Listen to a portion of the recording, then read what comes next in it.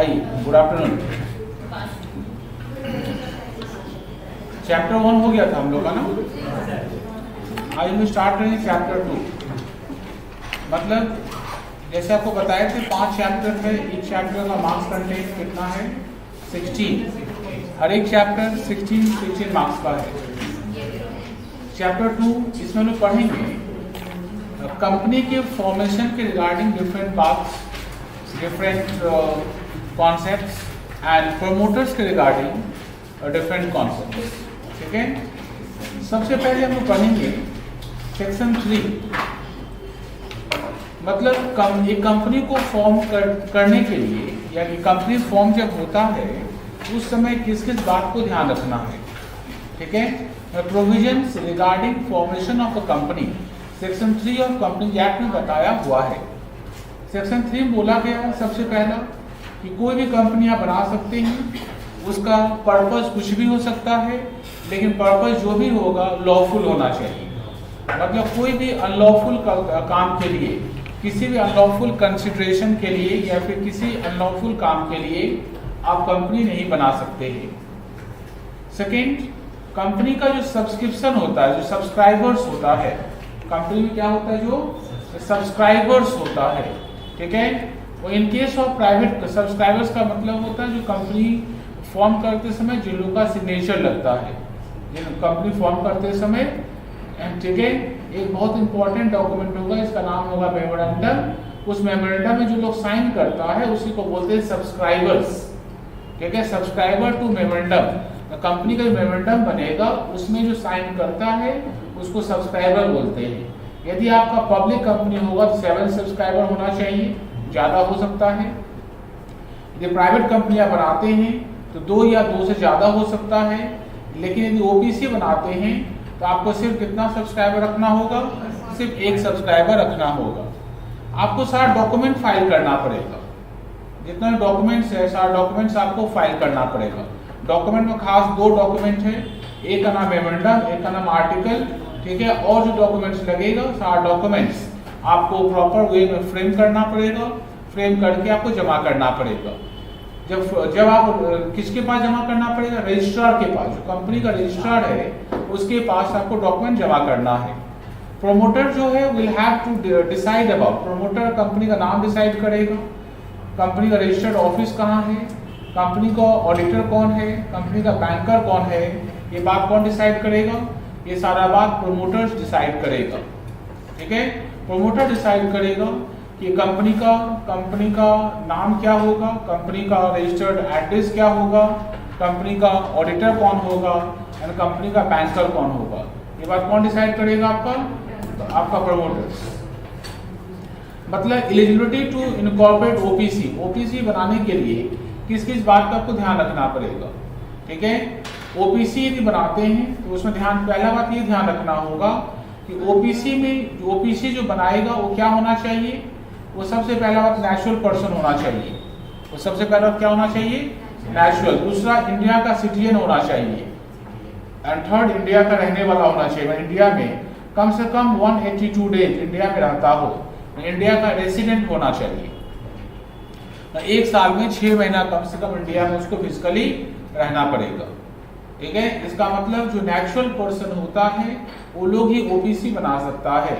OPC बनाने के लिए नेचुरल पर्सन को इंडियन रेसिडेंट होना पड़ेगा एंड इंडियन सिटीजन भी होना पड़ेगा।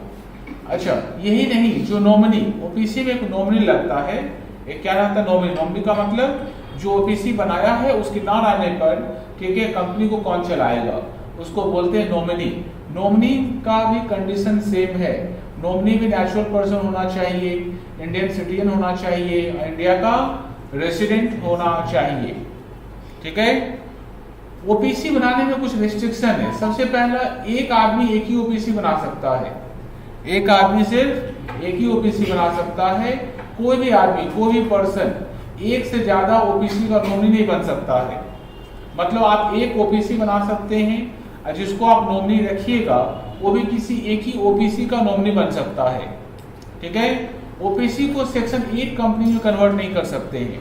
सेक्शन 8 कंपनी का मतलब एनपीओ में कन्वर्ट आप नहीं कर सकते हैं। जो ओपीसी होता है वो कभी भी non banking financial investment companies नहीं चला सकता है। ठीक है, ओपीसी जो है अब 2 साल के अंदर, कितने साल के अंदर, 2 साल के अंदर किसी भी प्राइवेट कंपनी या पब्लिक कंपनी को कन्वर्ट नहीं कर सकते। ओपीसी को किसी प्राइवेट कंपनी या पब्लिक कंपनी को कन्वर्ट करने के लिए फॉर्मेशन के बाद 2 साल इंतजार करना पड़ेगा। 2 साल के बाद उसको किसी दूसरे कंपनी में काम को कन्वर्ट कर सकते हैं। ठीक है, डॉक्यूमेंट क्या क्या लगेगा रजिस्ट्रेशन के समय, जैसे ऊपर बताए थे ना कि मेमोरेंडम, आर्टिकल और कोई इंपॉर्टेंट डॉक्यूमेंट जो है वो फाइल करना पड़ता है रजिस्ट्रार के पास। डॉक्यूमेंट क्या क्या लगेगा, सबसे पहले डॉक्यूमेंट का नाम है मेमोरेंडम, क्या नाम क्या है उसका, दूसरे का नाम है आर्टिकल ऑफ एसोसिएशन, तीसरे का नाम है स्टेटमेंट ऑफ कैपिटल, फोर्थ का नाम है लिस्ट ऑफ डायरेक्टर्स, ठीक है, फिफ्थ का नाम है appointment of director, full time director and manager, sixth का नाम है notice of address of registered office at a time of registration, मतलब आप रजिस्टर्ड ऑफिस क्या होगा। Number 7 undertakings of qualification of shares, directors को क्वालिफिकेशन शेयर्स लेना पड़ता है, तो कौन डायरेक्टर्स दिया है या कौन नहीं दिया है, ठीक है, उसका इंफॉर्मेशन देना पड़ेगा। ठीक है, और एक डिक्लेरेशन लिखना पड़ेगा। डिक्लेरेशन में क्या लिखना पड़ेगा, और declaration of all requirement as per act, मतलब एक्ट के अंदर जो जो बात चाहिए, ठीक है, सारा बात लिखकर आपको डिक्लेरेशन साइन करना पड़ेगा। मस्ट बी साइन, कौन साइन करेगा, एडवोकेट ऑफ सुप्रीम कोर्ट या फिर हाई कोर्ट या फिर attorney or pleader entitled to appeal before high court, या फिर कंपनी का जो सेक्रेटरी है या कंपनी का चार्टर्ड अकाउंटेंट है जो फुल टाइम प्रैक्टिस में है, इन लोगों से साइन करवा के जमा करना पड़ेगा। ठीक है, एक डिक्लेरेशन का मतलब आपका सारा डॉक्यूमेंट ठीक है, वो सारा डॉक्यूमेंट रूल के हिसाब से बना हुआ है, उसमें कोई प्रॉब्लम नहीं है, सारा बात लिखवा कर इनमें से कौन कौन साइन कर सकता है। पहला, या तो कोई सुप्रीम कोर्ट में प्रैक्टिस करता हो ऐसा लॉयर, या जो हाई कोर्ट में प्रैक्टिस करता हो ऐसा लॉयर, या फिर जो हाई कोर्ट या हाई कोर्ट में प्लीडर मतलब बहस करता हो, ठीक है, ऐसा लॉयर, या फिर जो कंपनी का सेक्रेटरी हो या कंपनी का चार्टर्ड अकाउंटेंट हो, ऐसा आदमी से साइन करा के आपको डॉक्यूमेंट सब जमा करना पड़ेगा। ठीक है, तभी आपका कंपनी फॉर्म हो सकता है। जल्दी 2 मिनट टाइम दिए, गो थ्रू कर।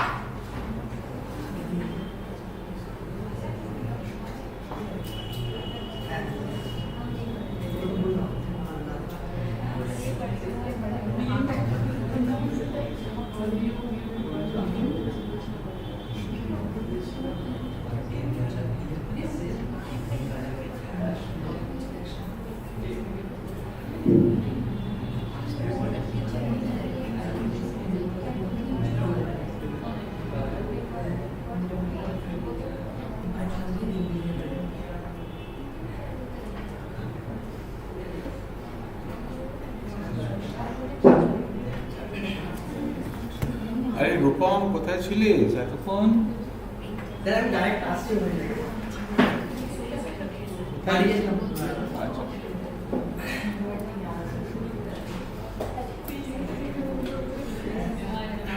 ऑनलाइन क्या है?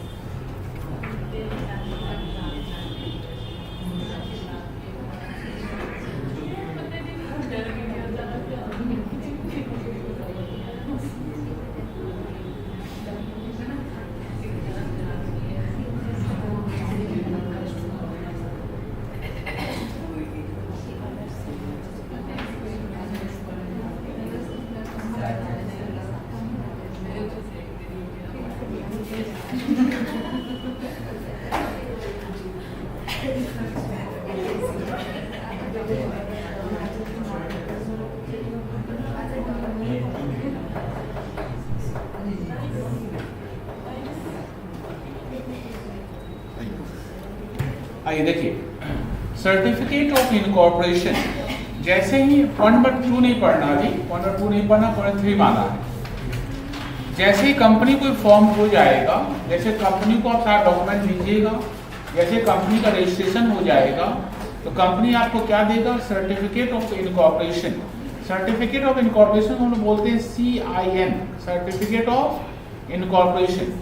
ठीक है, हाँ, CIN का मतलब इसको हम बोलते हैं कॉर्पोरेट आइडेंटिटी नंबर।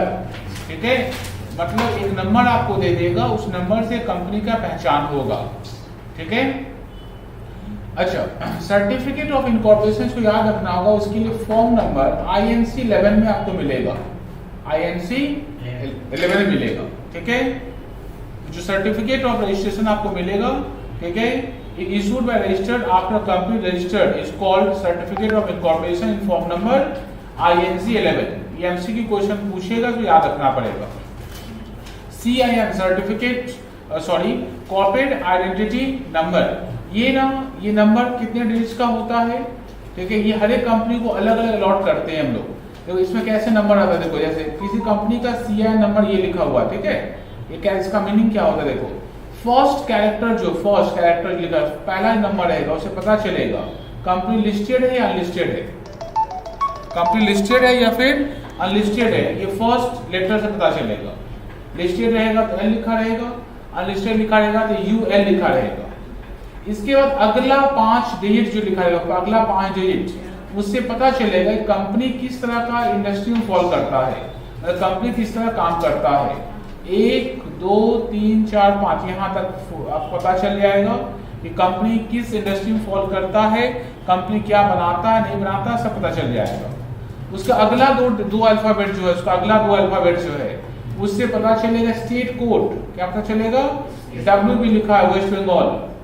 ठीक है, उसके अगला 4 डिजिट रहेगा, उसमें ईयर पता चलेगा कि किस ईयर में रजिस्ट्रेशन हुआ है। जैसे लिखा 2019, ईयर रजिस्ट्रेशन किसमें होगा? 2019 में। उसका अगला 3 अल्फाबेट से पता चलेगा कि आपका पब्लिक कंपनी है या प्राइवेट कंपनी है। ठीक है, पब्लिक कंपनी है या फिर प्राइवेट, PLC मतलब पब्लिक लिमिटेड कंपनी है, प्राइवेट लिमिटेड कंपनी लिखा रहेगा तो PVD लिखा रहेगा। ठीक है, पब्लिक लिमिटेड कंपनी है या प्राइवेट पर लिखा रहेगा, पता चल जाएगा। उसके बाद लास्ट तो 6 नंबर रहेगा, 6 डिजिट, लास्ट 6 डिजिट जो रहेगा वही क्या कहलाएगा? वही कहलाएगा रजिस्ट्रेशन नंबर। इसका रजिस्ट्रेशन नंबर कितना कैरेक्टर रहेगा? देखो 6 + 3 9, 9 + 6 कितना हो गया? 15, 15 + 5 20, 20 + 1 कितना हो गया? 21 कैरेक्टर और 21 कैरेक्टर, कितना कैरेक्टर, 21 कैरेक्टर का रजिस्ट्रेशन नंबर आएगा। ठीक है। कमिंसमेंट ऑफ बिजनेस, बिजनेस कमिंसमेंट सर्टिफिकेट अब नहीं लगता है, पहले बिजनेस कमिंसमेंट सर्टिफिकेट लगता था। ठीक है। अब न्यू कंपनी लॉ के अकॉर्डिंगली बिजनेस कमिंसमेंट सर्टिफिकेट आपको नहीं लगेगा, सिर्फ रजिस्ट्रेशन करवाइए और काम स्टार्ट कर लीजिए, कोई बिजनेस कमिंसमेंट सर्टिफिकेट का जरूरत आपको नहीं पड़ेगा। ठीक है। मेमोरेंडम ऑफ एसोसिएशन, आइए देखिए उससे पहले एक चीज और बताएंगे, कोई भी कंपनी रजिस्टर्ड होता है तो रजिस्ट्रेशन के समय 2 डॉक्यूमेंट लगता है। एक डॉक्यूमेंट का नाम है मेमोरेंडम ऑफ आर्टिकल, सेक्शन 4 इसके बारे में बात करेंगे, और दूसरे का नाम है आर्टिकल ऑफ एसोसिएशन, जिसके बारे में सेक्शन 5 में बात करेंगे। ठीक है। सेक्शन 4 में हम लोग बात करेंगे मेमोरेंडम ऑफ एसोसिएशन किसको बोलते हैं। ठीक है। किसी भी कंपनी का जो सबसे फंडामेंटल डॉक्यूमेंट है, जो कंपनी का जो सबसे मेन डॉक्यूमेंट है, उस डॉक्यूमेंट का नाम है मेमोरेंडम ऑफ एसोसिएशन। ठीक है। मेमोरेंडम ऑफ एसोसिएशन आपको लिखना पड़ेगा कि कंपनी को क्या करना है या क्या नहीं करना है, ये सारा उसमें लिखा रहेगा।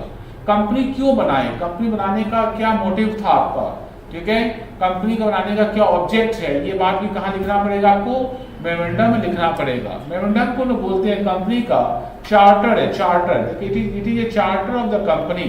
ठीक है। चार्टर ऑफ द कंपनी का मतलब होता है जिसमें लिखा है कि क्यों आप बने हैं, आपका कंपनी क्यों फॉर्म हुआ है। ठीक है। ये इसका रीजन कहीं खोजना हो तो कहाँ खोज सकते हैं हम लोग कंपनी का मेमोरेंडम में खोज सकते हैं। ठीक है। यदि आपसे कोई पूछे तो कंपनी का मेमोरेंडम क्या है, मेमोरेंडम कंपनी का फंडामेंटल डॉक्यूमेंट है। ठीक है। इसके बिना रजिस्ट्रेशन नहीं होता है, ये कंपनी का चार्टर है। चार्टर मतलब कंपनी क्यों एग्जिस्ट किया, कंपनी क्यों फॉर्म किया, उसमें लिखना पड़ेगा। इसमें आपको ये भी लिखना पड़ेगा कंपनी क्या कर सकता है, कंपनी क्या नहीं कर सकता है, ये बात भी आपको लिखना पड़ेगा। ठीक है। इसके ऊपर केस लॉ है, बहुत इंपॉर्टेंट केस लॉ है।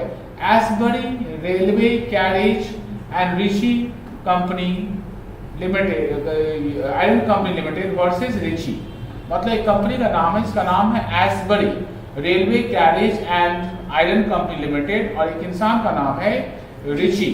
इसमें जस्टिस था, जो जज था, ठीक है, लॉर्ड का नाम था लॉर्ड क्रेन, वो बताए हैं memorandum of association of a company is it's charter and define the limitation of the power of the company.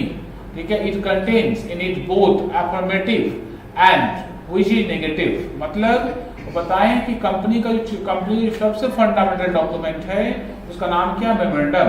Memorandum लिखना पड़ेगा अफर्मेटिव मतलब पॉजिटिव क्या क्या बात है और नेगेटिव क्या क्या बात है, दोनों बात आपको लिखना पड़ेगा।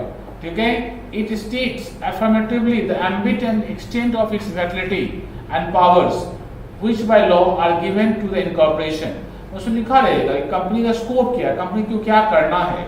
एंड स्टेट नेगेटिवली मतलब उसमें भी लिखा रहेगा, ठीक है, if it is necessary to state that nothing shall be done beyond that, जरूरत पड़े तो उसमें लिखा रहेगा कि ये सब काम कंपनी नहीं करेगा, इसके बियॉन्ड कंपनी नहीं जाएगा। इसीलिए इसको लोग बोलते हैं कंपनी का सबसे फंडामेंटल डॉक्यूमेंट है। ठीक है। दूसरा डॉक्यूमेंट का नाम है, उसका नाम है, और अच्छा दूसरा डॉक्यूमेंट नाम पॉइंट, अगला पॉइंट क्या, दूसरा डॉक्यूमेंट नाम दिया क्या, ठीक है, थोड़ा सुन लो। दूसरा डॉक्यूमेंट का नाम है, उसका नाम है आर्टिकल ऑफ एसोसिएशन। ठीक है। Article of association rule book है, कंपनी का रूल बुक है, उस रूल बुक का नाम है आर्टिकल ऑफ एसोसिएशन। ठीक है। मतलब जैसे मेमोरेंडम में बता दिए ना ये सब काम करना है, वो सब काम करने के लिए कंपनी का क्या रूल्स एंड रेगुलेशन होना चाहिए, ये जहां लिखा रहेगा उसका नाम क्या है, उस डॉक्यूमेंट का नाम क्या, आर्टिकल ऑफ एसोसिएशन। अच्छा, एक मेमोरेंडम ऑफ एसोसिएशन में क्या क्या कंटेंट रहता है, मतलब क्या क्या बात उसके अंदर रहता है। तो सबसे पहला रहता है नेम क्लॉज। सबसे फर्स्ट पॉइंट क्या रहता है उसमें, नेम क्लॉज। नेम क्लॉज आपको लिखना पड़ेगा। यदि आप लिमिटेड कंपनी है, आपको यदि लिमिटेड कंपनी है मतलब पब्लिक कंपनी है तो आपको लिखना होगा एलटीडी नाम के साथ, प्राइवेट कंपनी है तो आपको नाम के साथ क्या लिखना पड़ेगा, प्राइवेट लिमिटेड। और यदि आप सेक्शन 8 कंपनी है तो आपको कुछ नहीं लिखना पड़ेगा। ठीक है। सेक्शन 8 का मतलब यदि आप एनटीओ चलाते हैं। स्टेट क्लॉज, स्टेट क्लॉज में आपको लिखना पड़ेगा कि कंपनी का रजिस्टर्ड ऑफिस किस स्टेट में होगा। स्टेट क्लॉज में क्या लिखना होगा, कंपनी का रजिस्टर्ड ऑफिस किस स्टेट में होगा वो आपको कहाँ लिखना पड़ेगा, स्टेट क्लॉज में आपको लिखना पड़ेगा। ठीक है, ऑब्जेक्ट क्लॉज में आपको क्या लिखना पड़ेगा, ऑब्जेक्ट क्लॉज में आपको ये लिखना है कि कंपनी का मेन ऑब्जेक्ट क्या है एंड कंपनी का रिलेटेड ऑब्जेक्ट क्या है, दोनों बात लिखना पड़ेगा। मेन ऑब्जेक्ट का मतलब कंपनी का मेन मोटिव क्या है एंड रिलेटेड ऑब्जेक्ट का मतलब होता है कि उस मेन ऑब्जेक्ट को पूरा करने के लिए और क्या क्या कंपनी को काम करना पड़ सकता है, उसको बोलते हैं हम लोग एंसिलरी या फिर इंसिडेंटल ऑब्जेक्ट्स। ठीक है, फोर्थ वन है लायबिलिटी क्लॉज। लायबिलिटी क्लॉज में बताना पड़ेगा कि कंपनी लिमिटेड बाय शेयर्स होगा या लिमिटेड बाय गारंटी होगा, और आपको बताना पड़ेगा कि आपका लायबिलिटी एक्सचेंज ऑफ लायबिलिटी क्या है। जैसे लिमिटेड बाय शेयर्स रहता है तो हम लोग को पता है शेयर्स का दाम 10 रुपया है, तो एक शेयर होल्डर का बर्डन 10 रुपया का ही हो सकता है। लिमिटेड बाय गारंटी होता है, गारंटी में आपको हर जो गारंटी दिया है कंपनी को, उन लोगों का गारंटी का अमाउंट क्या है बताना पड़ेगा, गारंटी का अमाउंट क्या आपको बताना पड़ेगा, उसको बोलते हैं लिमिटेड बाय गारंटी। ठीक है, कैपिटल क्लॉज में आपको बताना पड़ेगा कि आपका शेयर कैपिटल कितना होगा। ठीक है, सब्सक्रिप्शन क्लॉज से आपको ये पता चल जाएगा कि आपका पब्लिक कंपनी है या फिर प्राइवेट कंपनी है। पब्लिक कंपनी होने से कम 7 लोग का साइन चाहिए एंड प्राइवेट होने से कम 2 लोगों का साइन चाहिए। नॉमिनेशन क्लॉज ये सिर्फ ओपीसी के लिए अप्लाई होगा। किसके लिए अप्लाई होगा, ओपीसी के लिए अप्लाई होगा। यदि आप ओपीसी बनाना चाहते हैं तो आपको एक क्लॉज और बनाना पड़ेगा, उसका नाम क्या होगा, नॉमिनी क्लॉज। उसमें आपको नॉमिनी का नाम लिखना पड़ेगा। ठीक है, टोटल कितना क्लॉज है, 5, 6, 7 क्लॉजेज रहेगा। मेमोरेंडम कितना क्लॉज रहेगा, 7 क्लॉजेज रहेगा। जल्दी फास्ट गो थ्रू करना।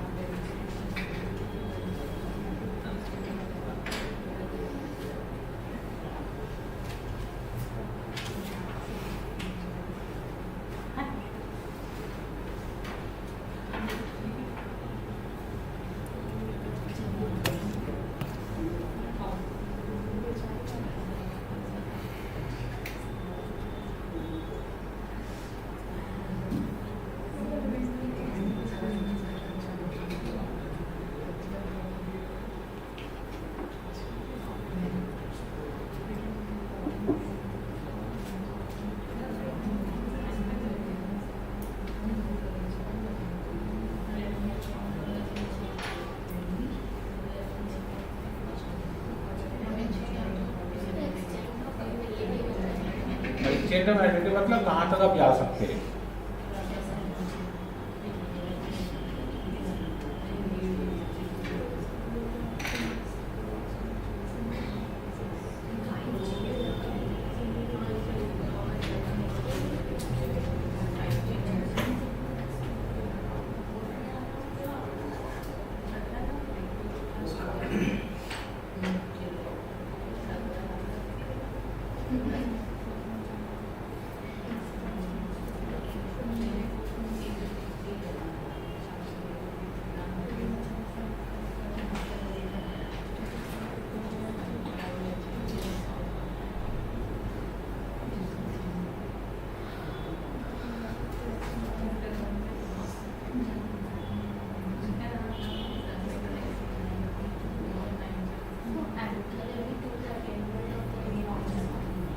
एंसिलरी का मतलब मेन ऑब्जेक्ट को पूरा करने के लिए और जो जरूरी काम सब है उसको बोलते हैं एंसिलरी।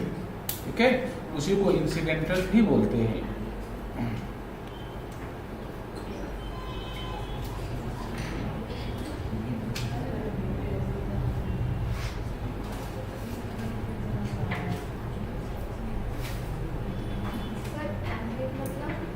एम्बेड मतलब स्कोप।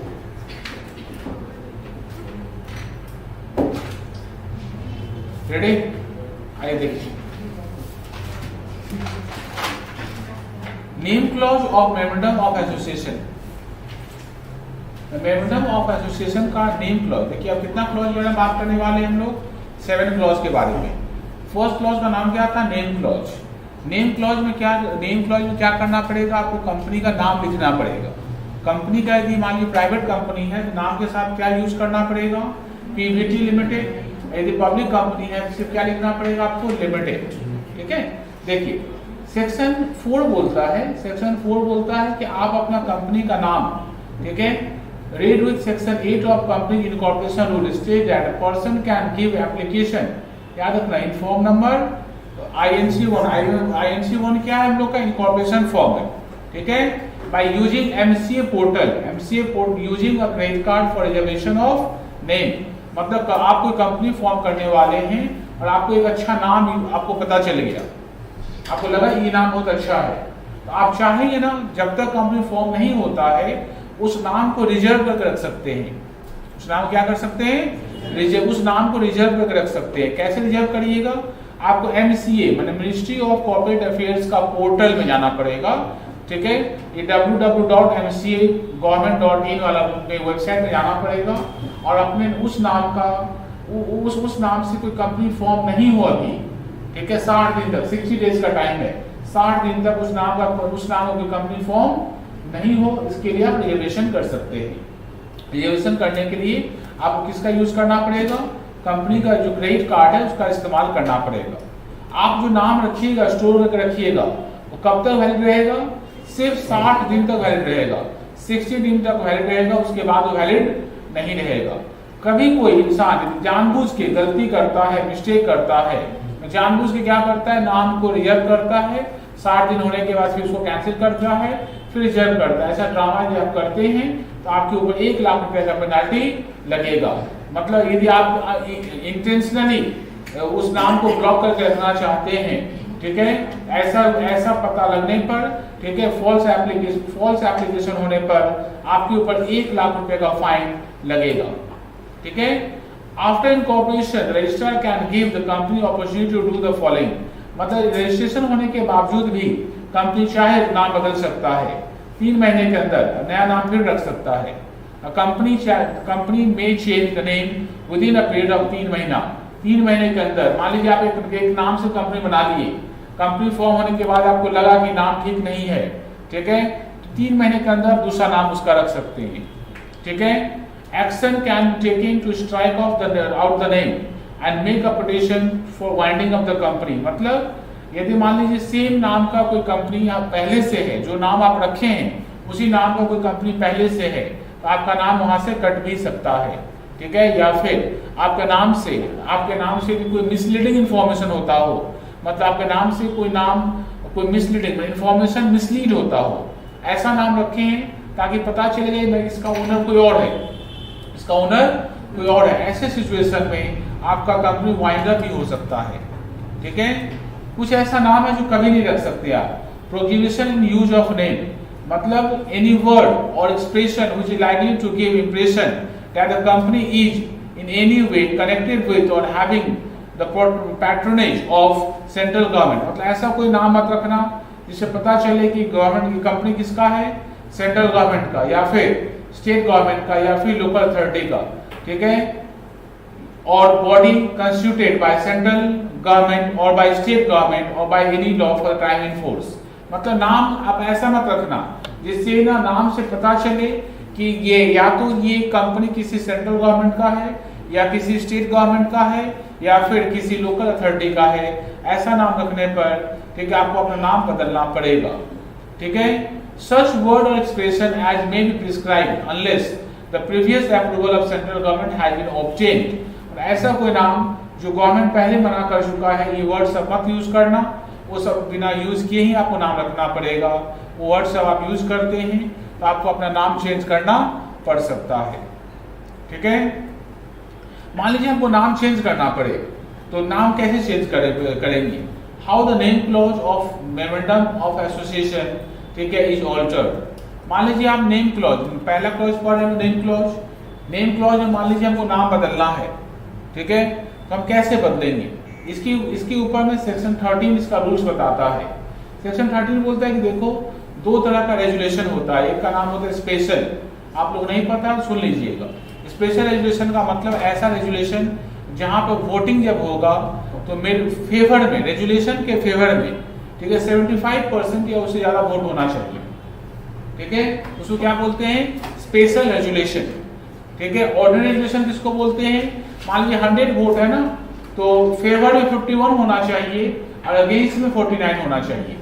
ठीक है, मतलब फेवर एंड अगेंस्ट का डिफरेंस 1 वोट का यदि हो जाए मिनिमम, तो उसको क्या बोलते हैं, ऑर्डिनरी रेजुलेशन। स्पेशल रेजुलेशन कब यूज करना पड़ेगा, according to section 13 a company may change its name by special resolution with the approval of central government.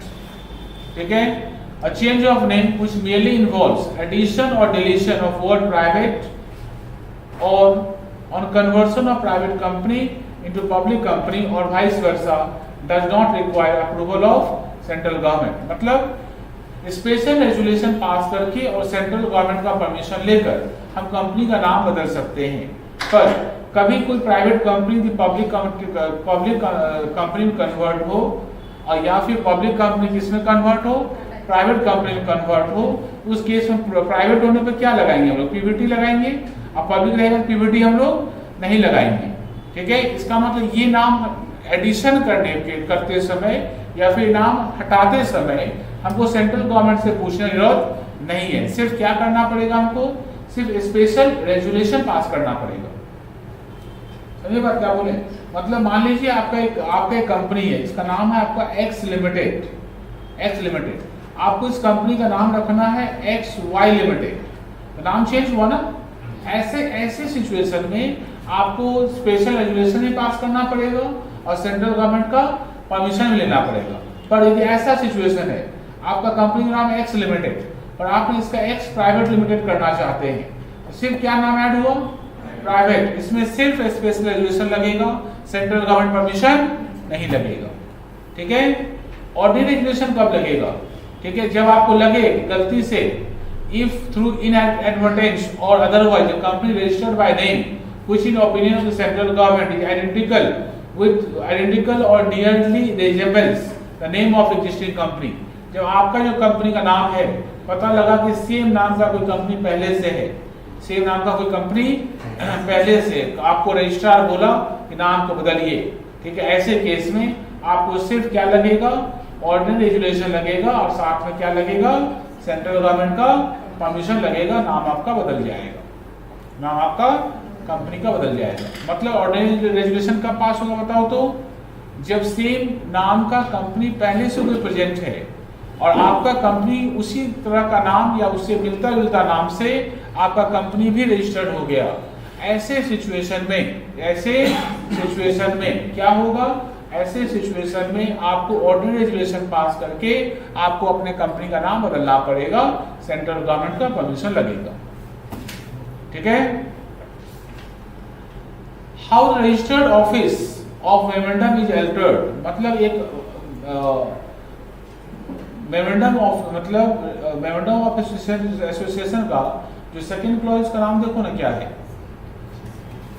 उसका नाम स्टेट क्लॉज ना, का नाम क्या है, स्टेट क्लॉज का मतलब किस स्टेट में आपका रजिस्टर्ड ऑफिस है। मान लीजिए आपको अपना रजिस्टर्ड ऑफिस बदलना है, तो देखो रजिस्टर्ड ऑफिस कितने तरीके से बदल सकते हैं। मान लीजिए मेरे कंपनी का रजिस्टर्ड ऑफिस है वेस्ट बंगाल, देखो 3 सिचुएशन हो सकता है। पहला कि हम सिटी के अंदर बदलना चाहते हैं, हम बालिनी पानी से हटाकर पार्कशीट ले जाना चाहते हैं, या मान लीजिए पार्कशीट में ऑफिस है उसको हम वहां से हटा के हम किसी दूसरी जगह ले जाना चाहते हैं, और with in the same city, मतलब सिटी सेम रहेगा, प्लेस चेंज होगा, ये एक हो सकता है। दूसरा क्या हो सकता है, मैंने फर्स्ट क्या बताएं, change of registered office from one place to another in same city. दूसरा क्या हो सकता है, change of registered office from one town to another in same state, मतलब स्टेट सेम है पर टाउन चेंज होगा या डिस्ट्रिक्ट चेंज हो जाएगा। जैसे हम कैलकाटा में हम हावड़ा चले जाएंगे या हावड़ा में हम दुर्गापुर लेके चले जाएंगे। ठीक है, मतलब क्या चेंज होगा, मेरा डिस्ट्रिक्ट चेंज होगा, स्टेट से सिर्फ टाउन चेंज होगा, हो सकता है। एंड थर्ड में क्या करना पड़ेगा हमको अपना स्टेट चेंज, मतलब वेस्ट बंगाल से हटकर हम जाना चाहते हैं दिल्ली, मुंबई या कहीं और। ठीक है, 3 तरह का सिचुएशन खड़ा होगा यदि हम क्या बदलना चाहते हैं, कंपनी का स्टेट क्लॉज बदलना चाहते हैं तो। ठीक है, तो फर्स्ट वाला हम क्या बताएं कि यदि सिर्फ एक ही शहर में एक जगह से दूसरी जगह जाना है, ठीक है। Only ordinary resolution is required to pass by the board of directors. इसमें शेयर होल्डर को बुलाने की जरूरत नहीं है, बोर्ड ऑफ डायरेक्टर आपस में एक रेजुलेशन पास करेगा। And notice of change of name जो है किसको देना पड़ेगा, रजिस्ट्रार को 15 दिन के अंदर। मतलब चेंज ऑफ नेम जो है, नेम को काट के लिखना चेंज ऑफ एड्रेस। हाँ, चेंज ऑफ एड्रेस मतलब जो एक रेजुलेशन पास होगा, ऑर्डिनरी रेजुलेशन, ठीक है। और हम एक टाउन से दूसरे टाउन में हम क्या करेंगे, अपना ऑफिस को शिफ्ट कर लेंगे, ठीक है। जैसे सॉल्ट लेक में था या फिर मान लीजिए पहाड़ी में है, हम सॉल्ट लेक में ऑफिस ले जाना चाहते हैं, हम ले जा सकते हैं। एक ऑर्डिनरी रेजुलेशन पास होगा और किसको बताना पड़ेगा, रजिस्ट्रार को। कितने दिन के अंदर, 15 दिन के अंदर। यदि हम टाउन बदलना चाहते हैं तो special resolution required to pass at general meeting. तो हमको क्या पास करना पड़ेगा, स्पेशल रेजुलेशन पास करना पड़ेगा शेयर होल्डर्स का। मतलब कंपनी में मालिक है उसको बोलते हैं शेयर होल्डर्स, उसको बुलाना पड़ेगा और स्पेशल रेजुलेशन हम लोग पास करेंगे। And confirmation of regional directors is required, ठीक है।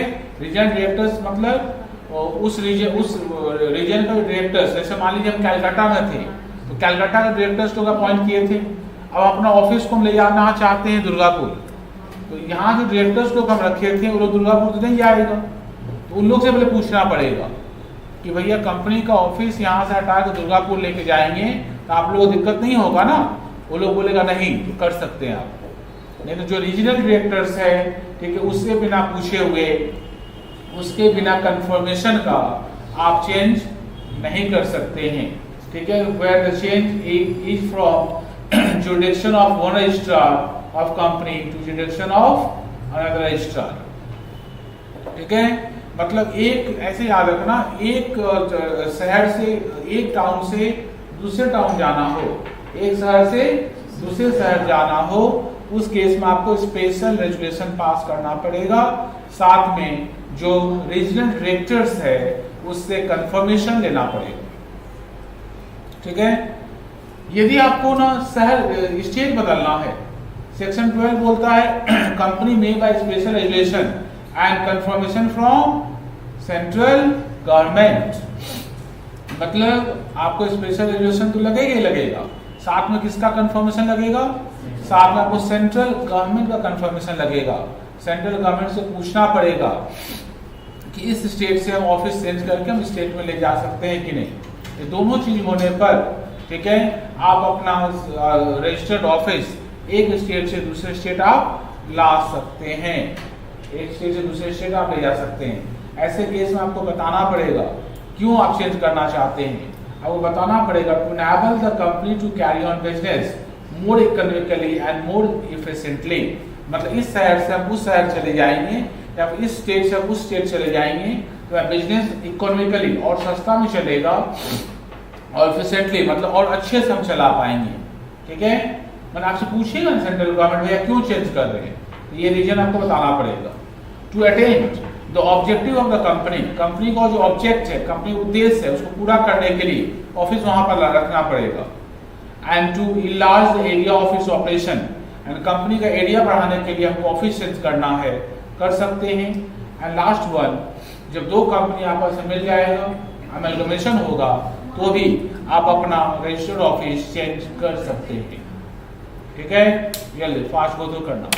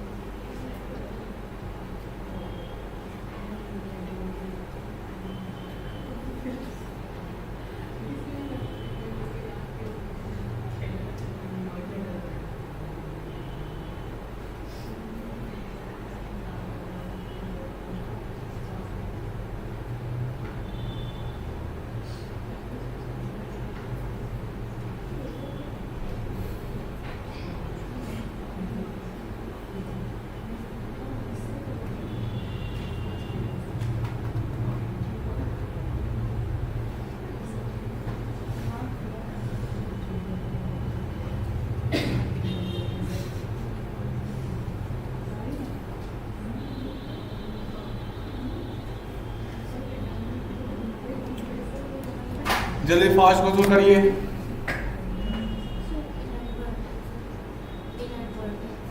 इनएडवर्टेंस का मतलब होता है कि कहाँ पर वर्ड यूज किए थे बताइए तो। अच्छा, चेंज और नेम ना। इनएडवर्टेंस का मतलब गलती से, ठीक है, गलती से।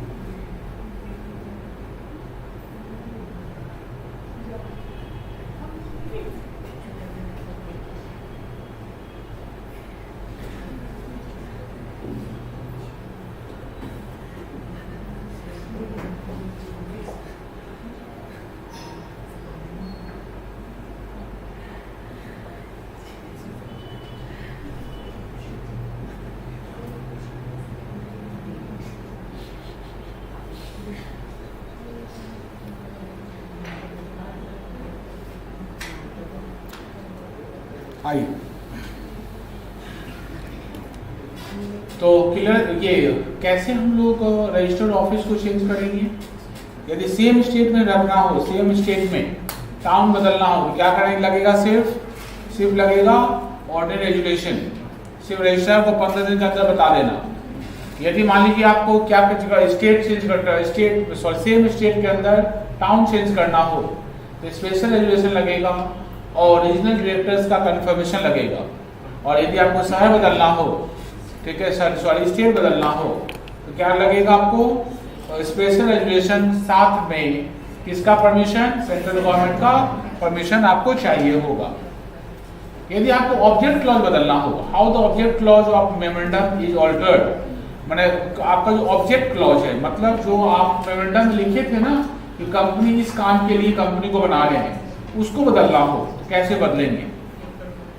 द कंपनी में alter its object clause by passing special resolution. उसके लिए आपको क्या पास करना पड़ेगा? स्पेशल रेजुलेशन आपको पास करना पड़ेगा। नंबर बी, बहुत इंपॉर्टेंट, यहां सुनना। If a company has raised money from public bye issue of prospectus and any part of such money remain unutilized with the company, then the company shall not alter its object for which it raised the money through prospectus unless, मतलब कोई company यदि public से पैसा लिया है, मान लीजिए company public से लिया मान लीजिए 50 लाख रुपया, उस 50 लाख में से कंपनी 40 लाख खर्च कर चुका है, कितना बचा हुआ है? 10 लाख, मतलब आपका पैसा अनयूटिलाइज रहे। ऐसे सिचुएशन में यदि कोई कंपनी अपना ऑब्जेक्ट बदलना चाहे तो तब तक नहीं बदल सकता है जब तक ये बात सब पूरा ना हो जाए। पहला बात क्या बोला गया है? Company has published the prescribed details and jurisdiction for its alteration in 2 newspaper, one in English and one in newspaper of vernacular language, ठीक है, circulating at the place where the registered office of the company is situated.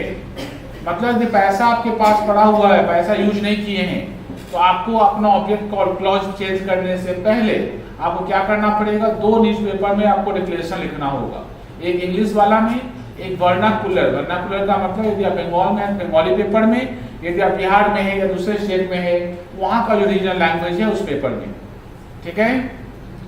Number 2, the prescribed details and jurisdiction of such change have been placed on the website of the company.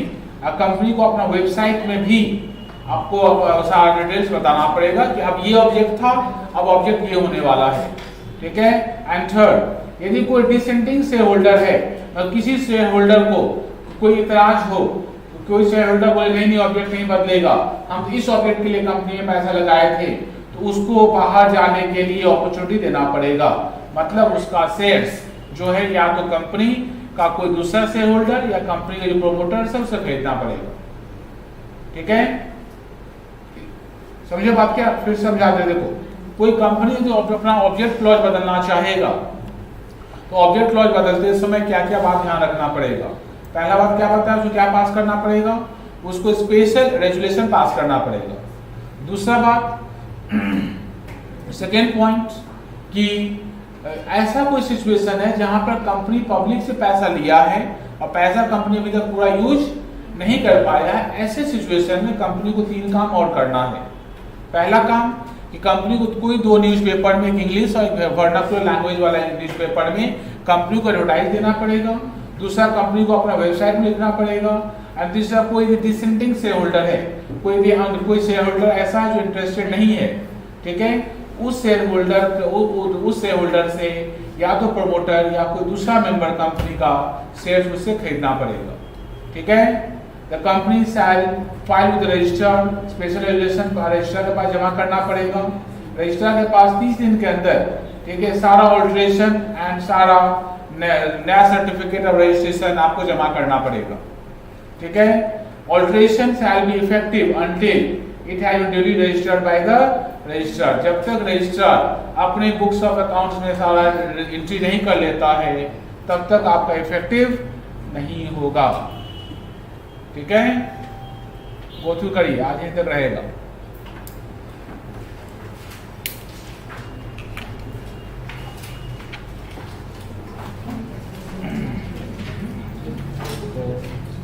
ताजा रोजा में है ना, जाइए, ठीक है, छुट्टी दे दिया बच्चों ने, इसका रोजा लग जाएगा।